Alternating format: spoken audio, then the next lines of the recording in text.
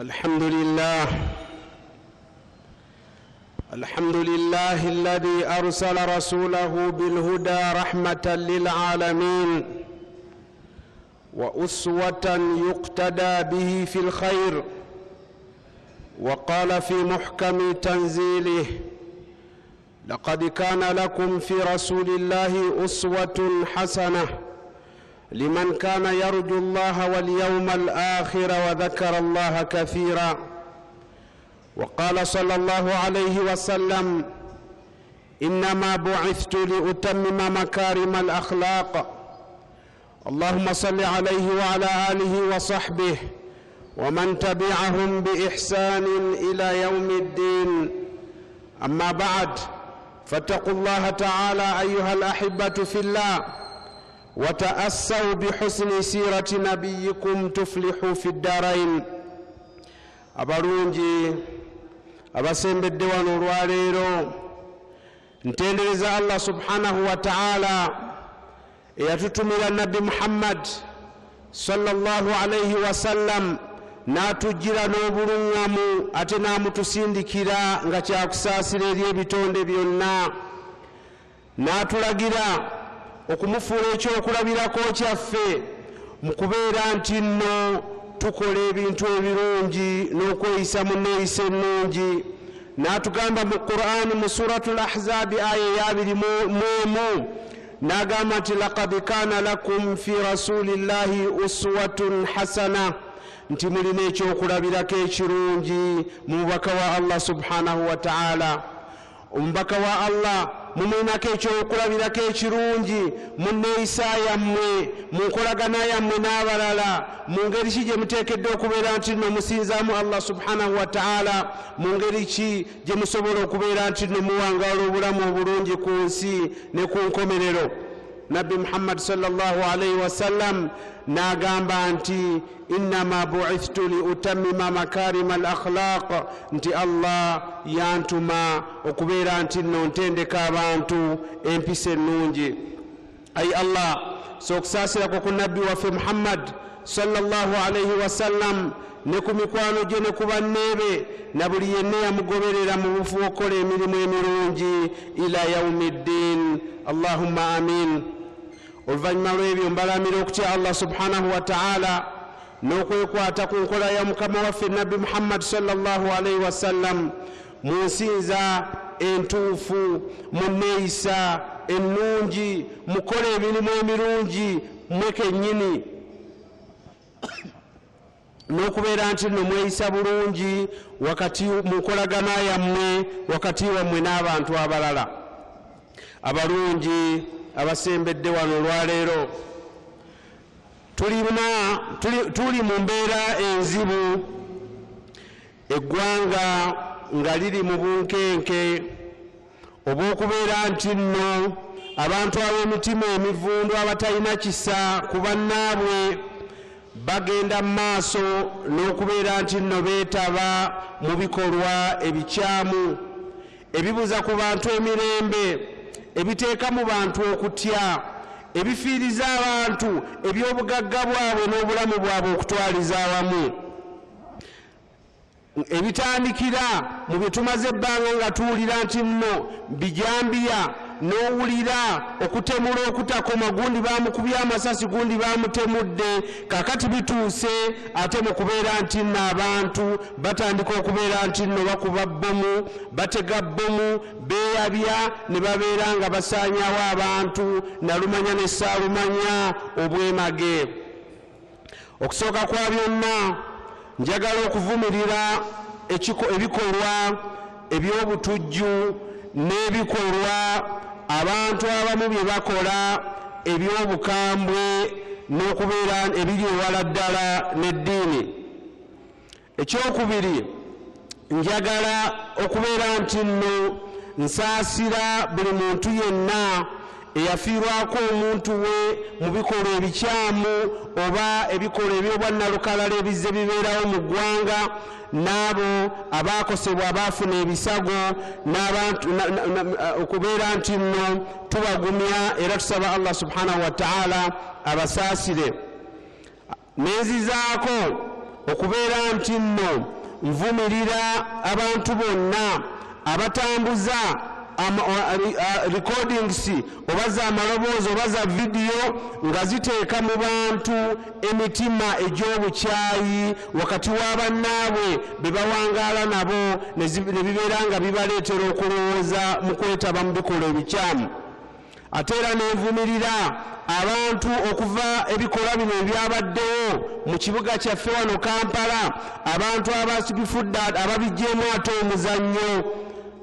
Waliwo jjo eyaŋŋambye nti tulina we twabadde olunaku lw'eggulo twasiibye ku bunkenke mu kifo we tukolera, ate nga si gwe gusoose wabula kyabaddewo ate era ne wiiki eri, nti waliwo abantu abagufudde omuzannyo basiba obuveera ne basibamu ebintu ebitategeerekeka ne babisuula abantu bambi ne badduka ku mirimu gyabwe ne babuna emiwabo nga batya nti oba oliawo ezo nazo bbomu paka abakuumi b'eddembe bwe batuuka ne basibawo ekifo bagenda okujja okwetegereza nga buveera abantu babikola mu ngeri ya kisaazisaazi oba muzannyo. Era ne mbakubiriza okubeera nti nno mwewala okwetaba oba okusemberera abantu abakola ebikolwa ebifaananako bwe bityo kababe nga babikola na bigendererwa ki oba ki.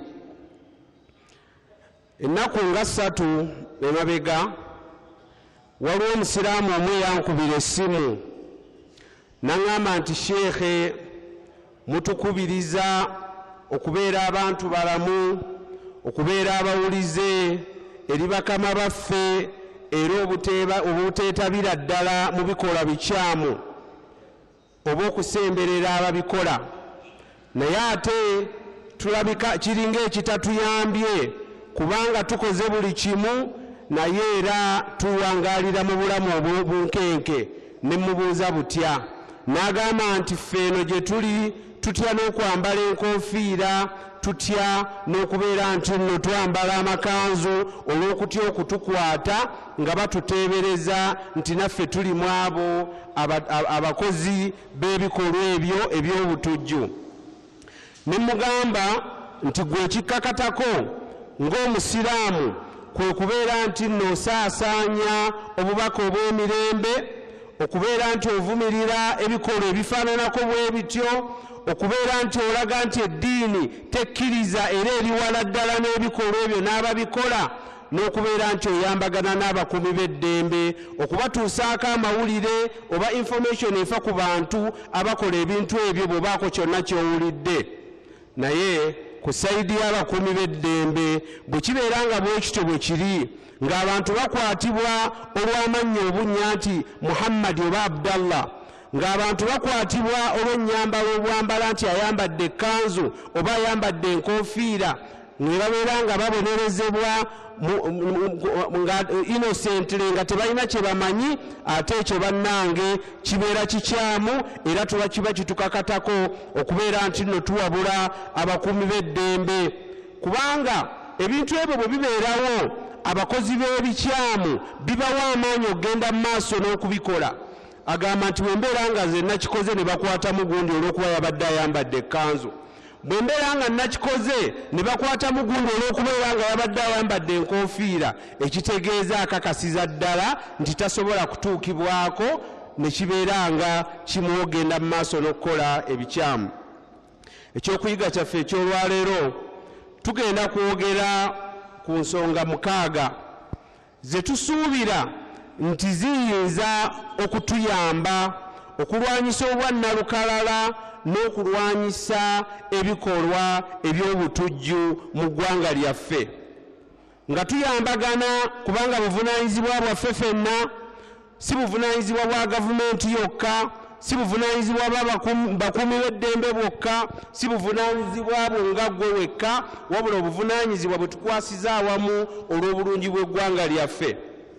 Ensonga 6 ze mbagambye, esooka kwe kubeera nti nno tetuteeka bikolwa bya bannalukalala ku ddiini nga ddiini, newankubadde ng'omuntu yenna akwatibwa mu kikolwa alina eddiini gy'akkiririzaamu, tekisaanira kubeera nti nno ekikolwa kidda ku ddiini olw'ensonga zino wammanga. Ekisooka, eddiini omuntu tosobola kumanya ddiini ye lwa linnya lye. Waliwo abantu ffe twali tuwangaddeko n'abantu ng'oli bamuyita John Umaru, n'osanga omulala nga ye Abubakar Francis, n'osanga omulala nga Eliasa Nelson, nga ge mannya ge. Ogenda kwawula nti oyo wa ddiini ki? Ensi ezimu nga Lebanon oba Egypt ojja kusangayo omuntu ng'erinnya lye lya Kiwarabu oba lya Kisiraamu ku ntegeera yaffe wano, ye Shaabani, ye Ahmad, ye Abdallah, naye nga si Musiraamu wabula ye ng'alitwala nga bunnya. Kale bwe tubeera nga tusobola okulowooza olw'okuba waliwo akikoze ekikolwa ng'alinnya erinnya erifaananako bwe lityo, tekisaanira kubeera nti nno tubunya ne tugamba nti ekitegeeza buli alina erinnya erimufaanana alabika alina endowooza y'emu n'ebikolwa bye bimu. Ekyokubiri, tulina okumanya nti abakozi b'ebikolwa ebyo ebikyamu tebalina ddiini, tebalina mukwano. Basobya ne ku muntu yennyini aba abayambye oba abakoledde ekirungi. Kambawo ekyafaayo ku mulembe gwa Nabbi Muhammad sallallahu alaihi wasallam. Abasajja bajja e Madiina nga bava mu kika kya Urayna ne balwalira e Madiina, weather tebakwatagana na weather ya Madiina. Naye bwe balwala ne basaba Nabbi Muhammad sallallahu alaihi wasallama okubayamba okufafunira obujjanjabi. Nabbi yalina ekiraalo kye eky'eŋŋamiya zaalinga 15, n'alagira omulaalo we abatwale abawa amata g'eŋŋamiya n'omusolo gw'eŋŋamiya. Allah subhanahu wa ta'ala n'abawonya. Naye emitima emibi egy'obwannalukalala bwe baawona ekyabanguyira ekyajja ku mitwe gyabwe nti wano waliwo bizinesi, singa tutta omulaalo ono ne tugenda n'eŋŋamiya zino ewaffe gye twava, tusobola okukola eddwaliro ne tufuna ssente, nga buli ajja okumujjanjaba tumuwa omusolo gw'eŋŋamiya oba tumuwa amata g'eŋŋamiya, ffe ne twefunira ssente, era baakikola. Ne batta omulaalo wa Nabbi sallallahu alaihi wasallam, ne batakoma ku ekyo, ne bamugjamu n'amaaso. Nabbi sallallahu alaihi wasallama amawulire gamutuukako ne kimunyiiza nnyo, nga be bantu be yali ayambye okujjanjaba ne bwe batyo bwe baakola. Kaakati alowooza nti obwannalukalala bwa ddiini, abo baali ba ddiini ki? Waliwo ku mulembe, kambaleete ku byafaayo ebya bulijjo wano we tuli, nti obwannalukalala si ddiini gy'osobola kugamba nti ono wa ddiini gundi oba wa ddiini gundi, wabula bw'ogoberera ebyafaayo ojja kwesanga ng'ebikolwa bino bizze bikolwa abantu ab'enjawulo, ab'enzikiriza ez'enjawulo olw'ebigendererwa byabwe eby'enjawulo. Mulimu asobola okukikola ng'ekigendererwa kye kya byabufuzi, mulimu asobola okukikola ng'ekigendererwa kye kya byanfuna, mulimu asobola okukikola ng'alowooza nti ddiini oba alowooza nti kimusembeza eri Allah subhanahu wa ta'ala oba kimusembeza eri Katonda okusinziira ku nzikiriza ye enkyamu. Njagala kubawa ebyafaayo bibiri mu byongere ku byafaayo ebirala bingi bye mumanyi. E Saudi Arabia mu mwaka gwa 1979 abantu abeeyita bannaddiini ab'ekibiina kye baali bagunjizizaawo kye bayita Salafiya bayingira e Makka ne bawamba omuzikiti gw'e Makka n'abasaaze bonna. Abakuumaddembe beetooloola omuzikiti okusobola okubeera nti nno babafulumya mu muzikiti. Okumala wiiki 3 nga bawambye omuzikiti gw'e Makka awali Kaaba, ekibula kyaffe ng'Abasiraamu. Naye mu kumaliriza okubakwata okubafulumya baali bassa abantu 234 mu muzikiti, nga n'abalala 451 bagendedde ku bisago. Kaakati abo baali ba ddiini ki? Naye nga bo ku ndowooza yaabwe baali beeyita Basalafiya, nti Basiraamu abalowooza nti abalala eddiini yaabwe entono nnyo basaana kufa. mu mwaka gwa 2019 kino ate tekiri wala nnyo kyatambulira ddala ku social media kumpi buli omu n'akimanya. Omusajja omu Australia yali mu ggwanga erya New Zealand n'ategeka bulungi kamera ye okusobola okubeera nti abeera live ku social media, n'agenda ku mizikiti ebiri n'emmundu ye n'akuba abasiraamu amasasi n'abatta. Okumaliriza nga mizikiti ebiri yattamu abantu 51 n'abantu abalala 4 ne bagendera ku bisago. Omwami oyo baali bamuyita Brenton, naye bwe bamukwata ne bamutwala mu kooti, bamulagira asooke yeetondere famire zaabo be yasse. N'agamba nti sisobola kwetonda era siina kwejjusa kwonna, kubanga nkoze kyempulira nti omutima gwange guteredde. Bamubuuza ki ekikozesezza ekyo, n'agamba ndi musajja mukatuliki. Naye nagenze n'endaba ng'obusiraamu butandise okusaasaana mu ggwanga lino, nga n'emizikiti gyeyongedde obungi n'abasiraamu beeyongedde. Kwe kusalawo okubeera nti nno nzita abasiraamu nga bwe nakoze, nga ngenderedde era nga neerikodinze. Era baamaliriza nga bamusibye amayisa. Oyo yali wa ddiini ki? Yali mukatuliki, naye teyakiikirira ddiini y'abakatuliki nga nabali bembagambye abaali e Makka baali basiraamu, tebalina kubeera nti nno bakiikirira ddiini ya busiraamu. Kale ebikolwa bwe bityo bigenda bibaawo, naye tulina kubiteeka ku bannyini byo. Allah subhanahu wa ta'ala agamba wala taziru waziratu wizira ukhra, teri muntu avunaanibwa musango gwa munne. Omuntu azizza omusango yalina okubeera nti naavunaanibwa. Ekyo kyekisooka ekkubo lye tulina okuyitamu okulwanyisa obwannalukalala n'ebikolwa eby'obutujju. Mbagambye kwe kubeera nti ekikolwa ekiba kikolebbwa tetukiteeka ku ddiini, wabula tukiteeke kwa kikoze. Ekkubo eryokubiri lye tusobola okuyitamu okulwanyisa ebikolwa bino eby'obwannalukalala kwe kusomesa abantu eddiini entuufu. Omuntu ayinza okubeera mu ddiini naye nga tagitegeera, nekyangwira abantu okujja okumubuzaabuza abalina ebigendererwa byabwe. Kaakati nkugamba nti eddiini bw'oba oyagala okugitegeera nti tesobola kukkiriza bikolwa bya nnalukalala, kankubuulire ebintu bino bisatu. Ekisooka, eddiini y'obusiraamu yajja ng'eragira okusaasaanya okusaasira mu bantu.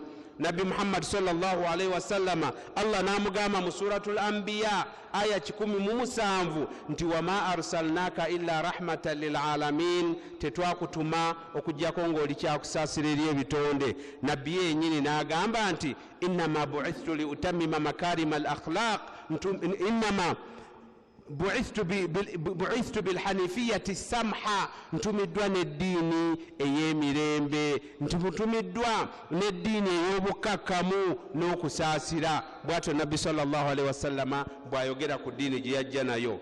Mu hadithi endala n'agamba nti arrahimun yarhamuhumur rahman, abasaasizi bonna Allah abasaasira, Allah ye musaasiza asembayo.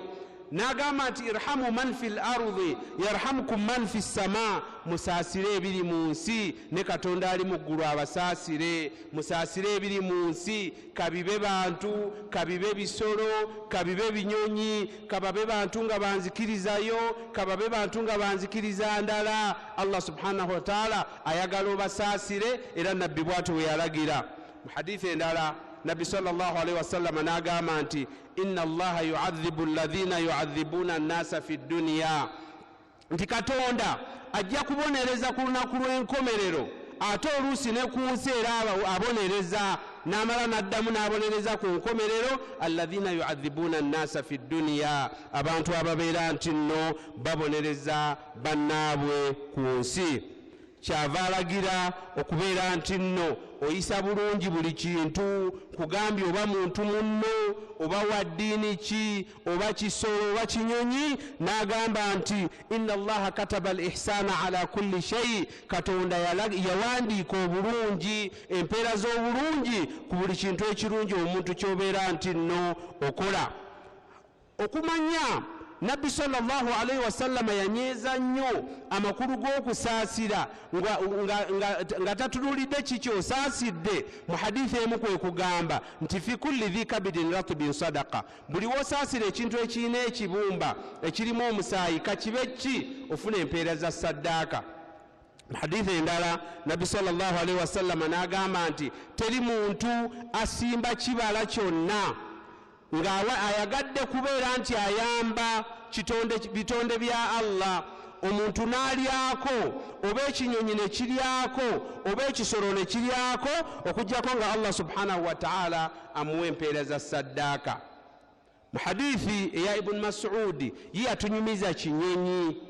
Ekinyonyi sahaba omu kye yajjako omwana waakyo ne kikyankalana, nabbi n'akiraba bambi nga kinyeenya ebiwawaatiro mu ngeri ey'ennaku, n'abuuza ekinyonyi ekyo kibadde ki, ate nga kaali kanyonyi katono. Omuntu omulala kotandifuddeko ne bamugamba nti bakitutteko omwana waakyo, n'agamba mukiddize omwana waakyo. Nabbi n'agaana okubeera nti ekinyonyi obunyonyi kibonerezebwa oba kifuna obuzibu oba obutasaasirwa. Hadithi muzimanyi eya hadithi yemba mugimanyi ey'omukyala Nabbi sallallahu alaihi wasallama gwe yatutegeeza Allah gwe yayingiza ejjana olw'embwa ng'ate yali mwenzi nnyo, naye yalaba embwa ng'efa ennyonta n'ajjamu engatto ye n'agisemera amazzi, Allah n'amusaasira n'amuwa ejjana. N'embwa n'eya kkapa mugimanyi, omukyala ow'omutima omubi eyasibira kkapa mu nju n'agigaana okufuluma okwenoonyeza ekyokulya, ate naye n'atagifunira kyakulya, Allah n'amuyingiza omuliro. Kakati eddiini bw'ebeeranga okusaasira kwayo kwasukka abantu ne kugenda ku bisolo ne kugenda ku binyonyi ne kugenda ku biwuka okujjako ebikosa abantu, kakati omuntu avaawa okubeera nti agamba nti eddiini asobola okugifunamu ekimutendeka obwannalukalala, ye omulala avaawa asobola okugamba nti eddiini y'obusiraamu eragira obwannalukalala. Ekyokubiri mbagambye nti tuli ku nsonga zetusobola okuyitamu okulwanyisa obwannalukalala. Ekyasoose twagambye ekikola butakiteeka ku ddiini. Ekyokubiri kyetuliko kati kwe kubeera nti eddiini tusomesa abantu eddiini entuufu. Eddiini entuufu mbagambye ekisooka eragira okusaasira. Ekyokubiri egaana obwannalukalala. Eddiini egaana obwannalukalala. Nabbi sallallahu alaihi wasallam agamba inna ddiina yusru, eddiini eno nyangu. Agamba walan yushadda ddiina ahadun illa ghalabahu, teri muntu akuba kifuba ku ddiini n'ayagala okugitwala nga bw'ayagala n'akaafuwaza banne ng'alaba ye yekka ye mukkiriza okujjako eddiini emulemerera. Mu hadithi endala Nabbi sallallahu alaihi wasallama n'agamba nti innama bu'ithtum muyassirina walam tub'athu mu'assirin, mwatumibwa kwanguyiriza abantu ddiini, temutumwangako kukaluubiriza abantu. Bwe yatuma Muadhi n'Abi Musa Yamani yabagamba nti yassira wala tu'assira, eddiini mugigonze, abantu mubagondeze temubakaluubiriza. Wabashira wala tunaffira, abantu mubateekemu essuubi temubamalaamu ssuubi. Nabbi sallallahu alaihi wasallam kyava ayimirira mu hijjatul wida mu lujjudde lw'abasahaba n'abagamba nti ya ayuha nnas, abange mwe abantu, iyyakum walghuluwu fi ddiin, mwewale okubeera nti neddiini mugisussa weekoma ne musuuka n'okulaba nti mwe muli kumpi ne Katonda, mwamalayo, mwe temusobya abalala bonna, bakafiiri abalala bonna basobya okujjako mmwe. Nabbi yakigaana n'agamba nti fa innahu ahlaka man kana qablakum alghuluwu fi ddiin, abaabasookawo teri kyabazikiriza okujjako ekyo kyennyini eky'okuyitiriza eddiini ne bagisussa weekoma. Sinza Allah subhanahu wa ta'ala nga bwe yakulagira, nga Nabbi sallallahu alaihi wasallama bwe yakusomesa, naye eddiini togisussa kubeera nti ate ekufuula ekikeme eri banno bwe wangaala nabo. Ekyokusatu, eddiini eragira enkolagana ennungi n'abantu bewangaala nabo ne babeera nga banzikiriza ndala. Si basiraamu bokka oba banzikiriza kiwabula, eddiini ekulagira okuba omulungi ne banno. Nabbi sallallahu alaihi wasallam kyava agamba nti ahabbu nnasi ila Allah anfa'uhum linnas, omuntu Katonda gwasinga okwagala yasinga okubeera ow'omugaso eri bantu banne nga tayawudde baddiini ki. Allah subhanahu wa ta'ala mu suratul Isra aya 5 n'agamba nti wa qul li ibadi yaqulu allati hiya ahsan abaddu bange bagambe boogere birungi bobeera ne bannova mu bigambo birungi ebikumaakuma ebikukuumira mu mukwano n'okwagalana n'enkolagana ennungi ne banno kababe banzikiriza ki agamba nti inna shaitaana yanzagu bainahum shaitaani togiwanga mukisa ogubeera nti ebatabula buli omu atunuulire munne ng'omulabe inna shaitaana kaana lil insaani aduwa mubiina shaitaani y'olubeerera mulabe wa muntu eyagala ekukyankalanye ne munno mubeere balabe mutandike okwetunuulira buli omu ng'alaba munne ng'omulabe we shaitaani temugiwanga mukisa. Ekyokusatu ekiyinza okutuyamba okulwanyisa obutujju oba obwannalukalala kwe kubeera nti nno tujjukira ekyengera ky'emirembe tutunuulire emirembe nga kyengera okuva eri Allah subhanahu wa ta'ala. Tetulina ssanyu nga tetulina mirembe mu ggwanga ate tutunuulira amawanga agaali gabaddeko n'emirembe ne gakyankalana ne gadda emabega emyaka nga 10 n'omusobyo. Allah subhanahu wa ta'ala mu surat Quraish aya ya 3 yagamba nti falyabudu rabba hadha albayt bwe yali alagira Abakuraishi ebyengera bye yabawa ebinene yagamba nti nno basaanye okusinza Katonda w'ennyumba eno. Lwaki biki bye yabawa ebyenjawulo favors kize yabawa n'agamba nti alladhi at'amahum min ju'in wa amanahum min khawf Katonda oyo eyabawa ekyokulya n'abawonya enjala Katonda oyo eyabawonya okutya. Ekyo kiraga nti omuntu buli wobeera ne security n'obeera mu mirembe kyengera kinene nnyo wa Allah okuva eri Allah subhanahu wa ta'ala. Mu suratul Ankabut aya Allah subhanahu wa ta'ala mu aya y'enkaaga mu 7 n'agamba nti alam yarau anna ja'alna haraman amina wa yatakhatafu an-nasu min hawlihim. Mwabatamanyi kyengera kya mirembe Allah agambye oba omuntu yenna ayinza obutakimanyi oba kigayaalirira oba kitwala for granted. Allah yagamba nti tebamanyi tebalaba nti bali mu haramu ng'obayogera ku Makka ey'emirembe nabateeramu emirembe wa yatakhatafu an-nasu min hawlihim naye ng'abantu ababeetoolodde bali mu dduka.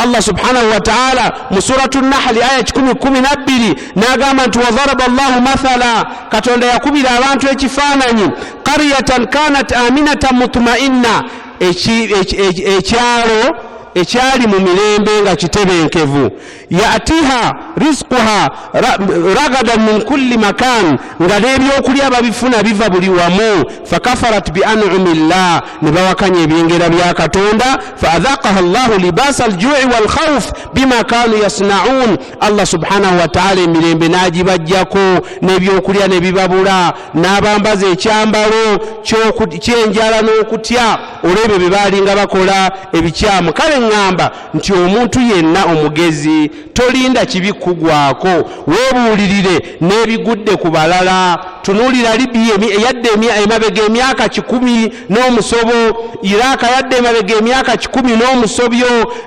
tunuulira Yamani bweri kati, Syria n'amawanga amalala. Omanye nti emirembe kyengera oleme okukkiriza kintu kyonna kiyinza kubeera nga kyonoona emirembe gy'eggwanga. Ekyokuna hafu nnasi ala hubbi alwatan abantu tubayigirize tubasomese okwagala ensi yaabwe. Ensi yo kikakatako okujagala. Nabbi Ibrahim alayhi salam yatuyigiriza yayagala Makka n'agisabira na Allah subhanahu wa ta'ala agamba mu suratul Baqara aya 126 nti wa idh qala Ibrahim rabbi ij'al hadha baladan amina. Ibrahim yawanika emikono n'asaba Katonda n'agamba nti ayi Allah ekibuga kino kifuule ekyemirembe warzuq ahlahu min athamarat abantu b'ekibuga kino bagabirire n'ebyokulya. Allah subhanahu wa ta'ala nayanukula Nabbi sallallahu alaihi wasallam ayimirira e Madina awanika emikono agamba nti ayi Allah nkusaba Madina wange ono nange kyekibuga kyange nkusaba ebirungi. Ibrahimu byasabira Makka gwe kubisaamu emirundi 2 ku Madina. Madina kyovola kibuga kya mirembe era kirina ebyokulya olubeerera. Nammwe mwagala ensi yammwe mugisabire ate mukolerere eddembe mu ggwanga lyammwe okubeera nti no libeerawo olubeerera biidhinillahi ta'ala.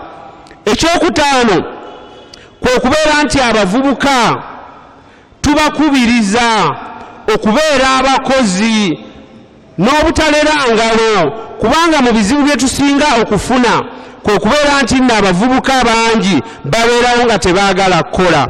Kakati atu kyanguyira nnyo abakozi b'ebikyamu okubeera nti nno babakozesa, n'agamba nti ono bwe muwaakakadde ne mugamba genda onkolere kino, lwaki taakikole nga talina kyakulya? Kakati ataagala kukola alabanga afunye ssente ez'amangu n'atatunuulira bunene bwa kintu kye bamutisse. Oluusi basobola omuwa bbomu ng'ekitereke nti twala wali, n'atwala nga tabuuzizza olw'okubeera nti nno talina ye kyakola. Abalala asobola n'okumanya naye olw'okuba teyamanyira kukola n'agamba nti ate oba nfa kanfe ndabeera ndi bubi. Kale kibi nnyo omuntu okuwangaala nga talina kye yeeguya, ng'agamba nti I have nothing to lose, nze sirina kyenfiirwa. Endowooza eyo ebambi. Tukubirize abavubuka okubeera nti nno bakola, tubatendeke okukola, ate tubayambe okubeera nti nno bakola n'obutanyooma mirimu. Buli mulimu gwonna oguli halaali guba gwa kitiibwa naye guba gutya.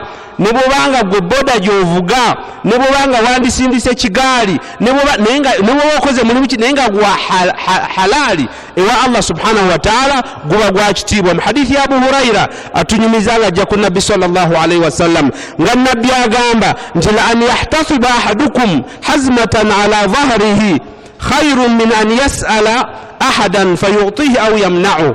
Nti omuntu okubeera nti nno agenda okukola wadde nku n'agenda mu nsiko n'abeera ng'asennya enku n'azeetikka ku mugongo n'azireeta n'afuna ekyokulya, kye kirungi gy'ali okusinga okubeera nga takola n'adipeninga ku bantu. Leero n'asaba ne bamuwa, olulala n'asaba ne bamumma. Omuntu bw'atyo aba mwangu wa kukozesa kikyamu. Kale tukubirize abaana baffe, tukubirize baganda baffe, tukubirize mikwano gyaffe okubeera nti nno bafaayo okukola, babeere ng'olubeerera bw'omugamba nti genda okole kino, alabira ddala ng'eggwanga bwe lifuna obuzibu ali mu abo abagenda okubeera nti nno bafiirwa. aqulu ma tasma'un wa astaghfirullaha li wa lakum min kulli dhanbin fastaghfiruhu innahu huwal ghafurur rahim.